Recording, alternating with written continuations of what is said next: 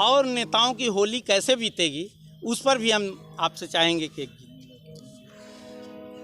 सबका अपना अपना राग है। लोग चुनाव में लोग बोले हैं और मैं होली भी इसी तरह की लाइनों को लेकर के आपके बीच में हूँ। अरे राम राम होली के भैया सबके ढेर बधाई, राम राम होली के भैया सबके ढेर बधाई। आई कुछ मनसायन हो के ताल से ताल मिलाई, जोगीरा सारा रा रा रा, जोगीरा सारा रा रा रा, सारा रा रा रा, जोगीरा सारा रा रा रा।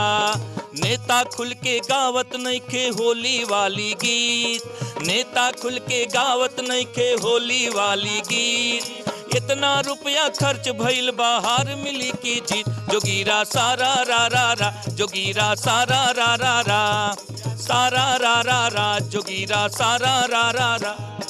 फंसे राजभर स्वामी बोल के बड़ी बड़ी हो बात, फंसे राजभर स्वामी बोल के बड़ी बड़ी हो बात।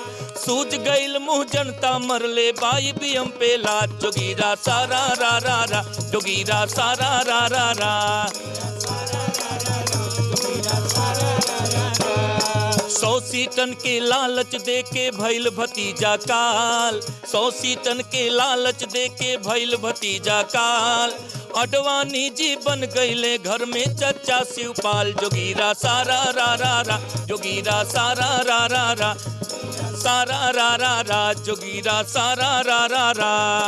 अन्ना जी के चतुर लोमड़ी यूपी में ना आई, अन्ना जी की चतुर लोमड़ी यूपी में ना आई। खास खास पंजाब के लोगन में खुजली पहुंचाई, जोगीरा सारा रा रा रा, जोगीरा सारा रा रा रा, सारा रा रा रा, जोगीरा सारा।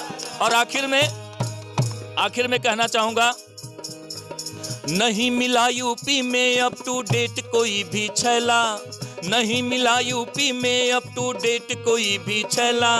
चली गई घर अपने रूठ के हैदराबादी लैला, जोगीरा सारा रा रा रा, जोगीरा सारा रा रा रा, सारा रा रा रा, जोगीरा सारा रा रा रा, जोगीरा सारा रा रा रा, जोगीरा सारा रा रा रा।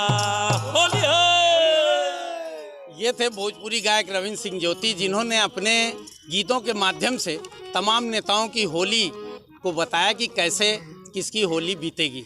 जौनपुर से राजकुमार सिंह, यूपी तक।